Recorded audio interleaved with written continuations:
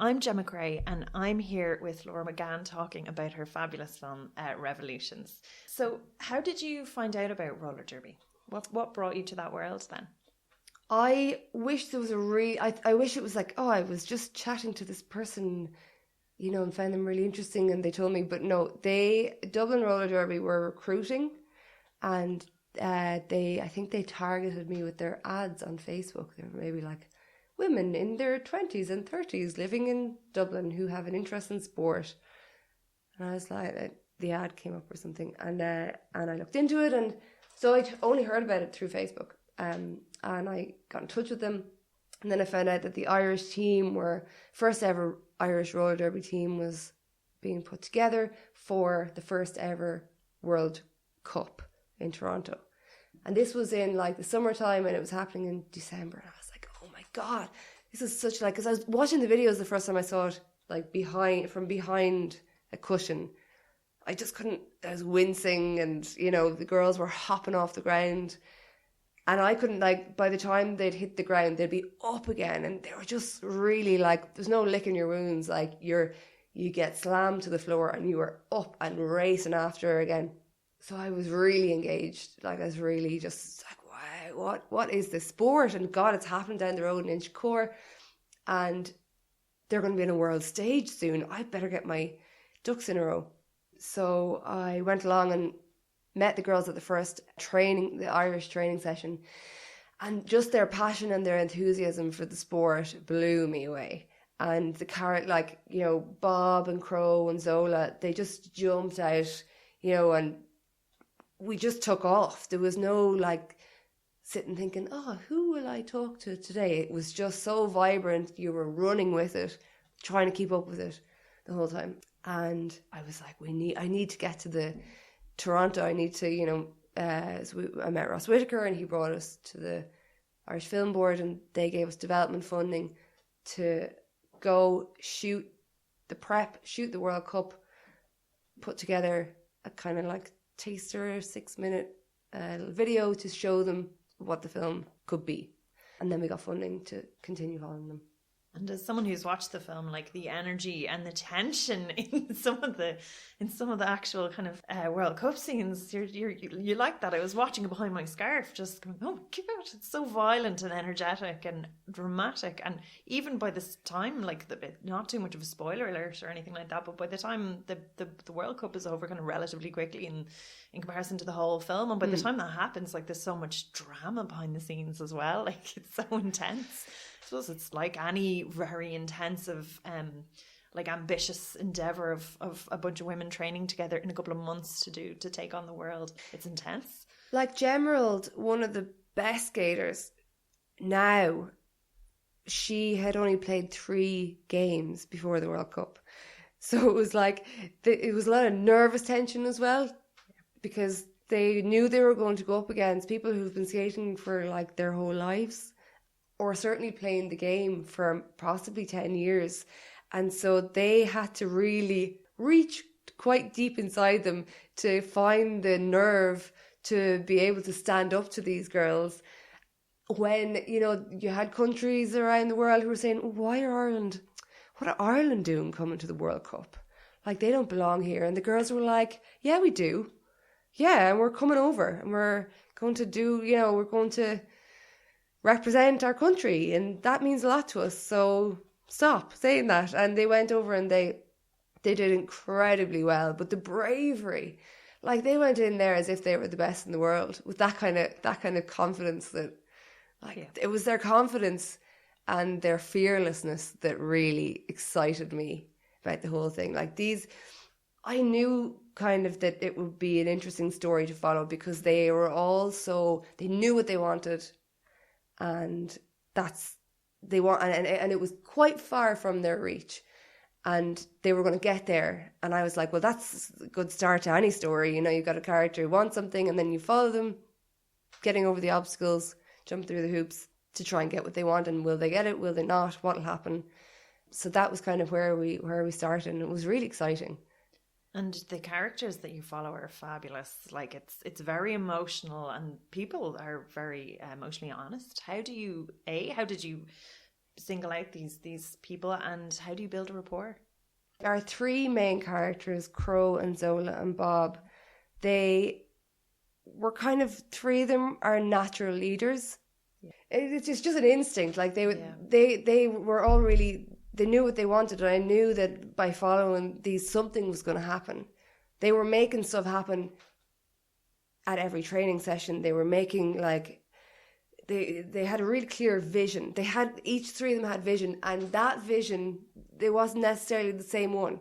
So there was like, you know, there was certain kind of conflict as well, certainly when they came together. So, but then there was just like determination when they were, but like with the Cork and Dublin thing. Yeah. The rivalry there wasn't like that old, Cork and Dublin rivalry. It was just that there was Crow and there was Bob and there was Zola, and they said themselves like world domination was the aim, and they just happened to be both competing for the same thing at the same time. It wasn't like, I want to beat you, I want to beat you. They just wanted to be the best, and that spirit was really, it was just really vibrant. It was really visceral, and it was really important at that time, because that was in 2011. I'm of a similar age as the girls, 20s, 30s, and all of our pals were emigrating. Yeah. And it was like, you felt like a bit of a fucking Egypt to stay in. Like, I moved back from Liverpool in 2010, and everyone was like, what are you doing here? Yeah. Go back, what? And I was like, I'd been there for 5 years, and I wanted to be at home. Yeah. I wanted to be in Ireland. I missed Irish people, and I missed my family and stuff. So there was just a lot of negativity, and there was a lot of just like people feeling like shit. I feeling like unwanted and stressed out as well. And so when I discovered roller derby, it kind of felt, at the time, it felt like the thing that was going to keep people here, and the thing that would kind of gave and me, you know, people kind of something to fight for. But you were fighting together, and you wanted to win, and you wanted to be the best. But really, it was about the group, and it was about the community, and it was about the friendships, and it was about staying, and it was about survival. Not to be too dramatic about it, but it was about like, we want to stay here and we want to make it work. We don't want to have to move away. We want to stay here. So like, by bunching together and working together through the team, it helped them to get through that time. And I think that's it as well. You really empathise for the struggle these women go through, and you see it in their personal lives. Like I do remember that time, and it was, 2008 happened, 2010 happened, and you kept saying, it can't possibly get any worse. Like, it can't get any worse. And then it continued to do that, and all the little opportunities that you had dried up, and it's there in that film, and you captured it so well. And then, I don't want to be too spoiler alerty or anything like that, but then when the Cork thing happened, like, I was devastated watching that. But you feel for everyone in it, and you have so many different points of view, and so much has happened in those lives. I was watching this thinking, God, you must have just been there every single day for 1,000 years of them. Yes, I was. Yes. No, I wasn't. No, not at all. It was just a matter of trying to be in the right time at the right place. Just be there to capture stuff happening. It was important to be involved. It was important to be on top of like what was going on in Cork and in Dublin and in Crow's life and Zola's life and Bob's. But it was a tricky, like, keeping people on board. We didn't intend to film for as long as we did, so that was a really, for them, it was really hard to have me hanging around them all the time, especially when things weren't going so well. And I'm like, hey, why are you doing that? Why are you doing this? They're like, go away. So, and rightly so. I wouldn't it's tricky. So Irish people wouldn't love the camera as much, the Irish layperson, as say like Americans or something. Oh yeah, well certainly. Like I think it's more interesting to have people, people who don't want to be on the telly. I'm not really that interested in people who do want. This was always like, I was trying to get them to like let me film it, and they'd be like, push back a little bit, and then I'd push forward and they push back, and then we'd find somewhere in the middle where we were both happy, and we'd go with that, because it was important to me that they were always on board, and that I knew it was going to be a long haul, So it was just always about compromise and balance, and it was our film, you know. It was something that, like, the most important thing to me was that they were proud of it, proud of the story, proud of the film at the end, and happy with it, and glad that they did it. Like, I didn't want them to be like, oh, fucking rage when I did that, you know. So that was really important to me, and that was something that I kept in mind the whole time. And it's very warm and optimistic, which was lovely. But yeah, so it was really lovely to watch. Oh, I'm so glad that, because, so, you know, you're making stuff, and you're like, oh, well, is that, you know, will people get that? Will people see that, you know, what you see in it? Yeah. And yeah. And even though shit totally went down between the two groups, it was always still quite warm to everybody. Like, there was no villain. You really were on side with everybody, or that's how it felt like as someone watching it, that you were on side and you understood everybody's struggle massively. And it's not like, you know, one person is painted as someone who's really mean or selfish or anything like that. It was just conflicts. And at different times throughout when we're filming, people would say to me, I'm going to be made out to be the villain here. And I was like, no, like because for me, it was really important to go into each, you know, every time I was filming with each person with totally clean slate, for like, and not to be bringing in, oh, you hurt such and such's feelings or whatever. And to just truly empathize with exactly, and they're all like doing whatever they're doing for the right reasons. Yeah. And everyone's coming from a really positive place. And sometimes they disagree. So it was just me, like, just keeping that in mind, just being just open to hearing everyone's story and trying to understand it. And even though they didn't agree with each other. Yeah. But that really came across, you know, as opposed to taking out of context bitchy luxes and, you know, like that reality TV kind of trope or anything like that. But it was really warm. And they were really lovely characters. It was really lovely to watch them and even see them grow. And then Gemerald, then when you see her kind of come into her own then at the end, like, she was fabulous. And she's fab, yeah. Yeah, she's amazing. And she's such a, like, she's skating, I think, longer than, you know, she's one of the kind of first skaters in the country, and she's just like, and she's a natural. Yeah. And she's a natural athlete. You know, she goes in there, she keeps her head down. She's amazing. And you obviously did like a lot of filming for this. Did a good bit, yeah. Yeah, you can tell because it's just over such a long period of time. But how much footage did you end up? How many hours of? I've never counted. I'd say it would have taken me too long to try and. Somebody asked me the other day, did I place it all down in a timeline? And that would have taken me too long to place it all. I couldn't have. It just would have taken ages. I've no idea how much I filmed. I definitely overshot it at the start.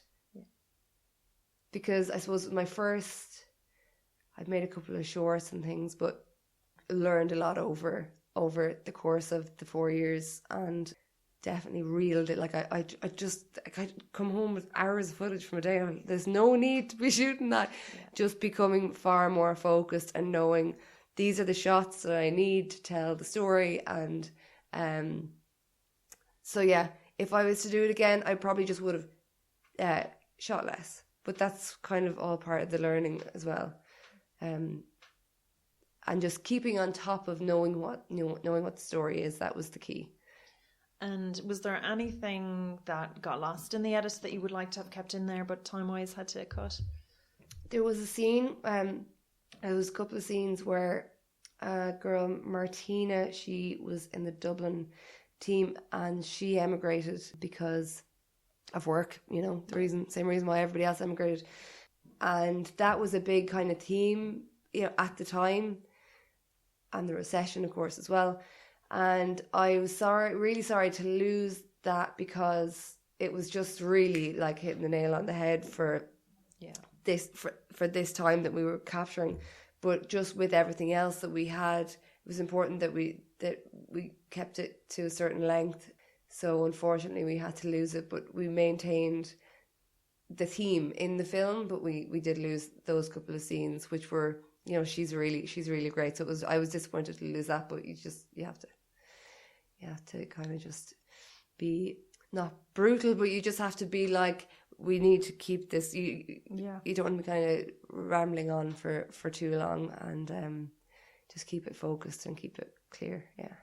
And I presume you had it in your head then. So it starts at the 2011 and then finishes in the most recent World Which was Cup? 2014. Yeah, so no, we thought we'd go and we'd shoot the World Cup in December, and there was going to be European Cup in July, and we'd be out the door by Christmas, and we'd be watching it possibly on the telly or something in January or over Christmas.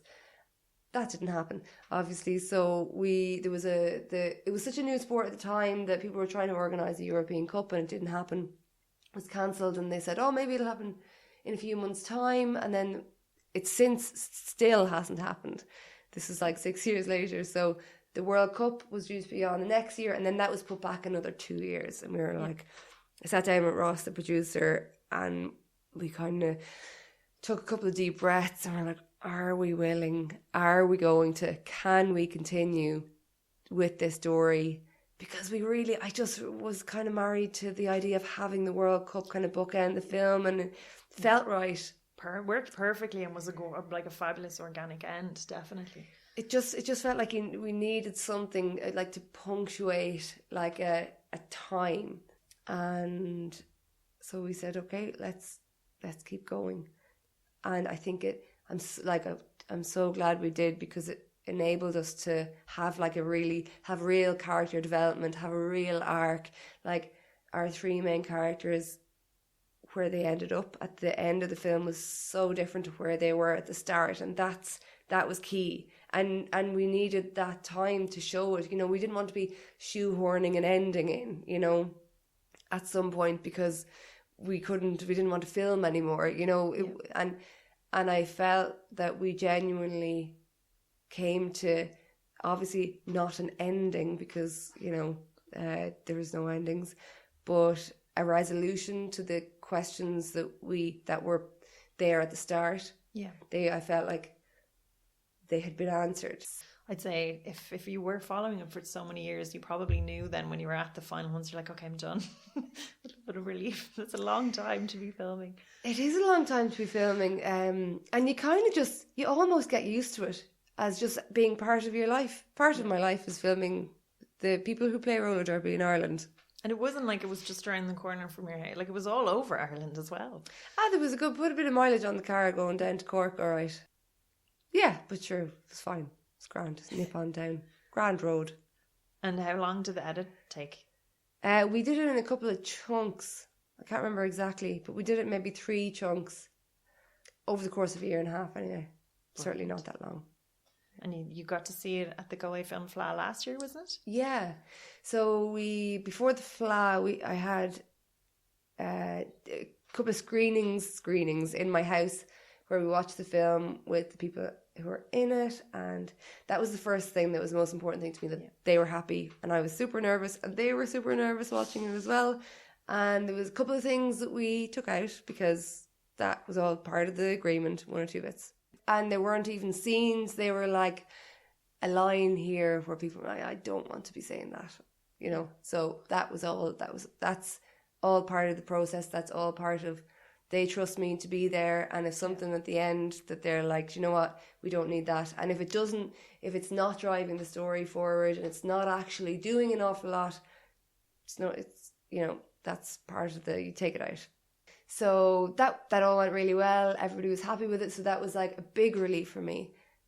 And then bringing it to Galway was fantastic. We had loads of roller derby people there, and we had like the start of like people who weren't involved watching the film, and that was really exciting. So the roller derby, the skaters really liked it, and then we got good feedback from people who weren't involved in it at all. So they were like our 3 like people in the film, roller derby people, everybody else. And then so that was really exciting. It was great to finally have a film that was that, you know, and watching it be received by anyone as well. It's nice to put it out there. Yeah. And thank you for talking to us. So Revolutions is out on the 30th of June and it's in the IFI and a number of different places. It is on in the IFI, it's on in Dublin, it's on in the Triskel in Cork, it's on the Bell Table in Limerick, it's on in the Riverbank in Kildare, and it's going to be in Belfast. We have, and a couple of others, Waterford, Galway. It's going to be in a couple of other cinemas as well. We just have to figure out those dates. So select cinemas kind of around the country over the next week or so. Definitely. Now that it's raining, everyone will have a perfect excuse to go see it in the cinema. sun was shining. I was like, oh, no. But now it's pouring out. It's so absolutely pouring. So definitely make the most of the rain and go see it. 30th of June. Thanks for talking to us. Thanks so much, Excellent. Gemma. Cheers.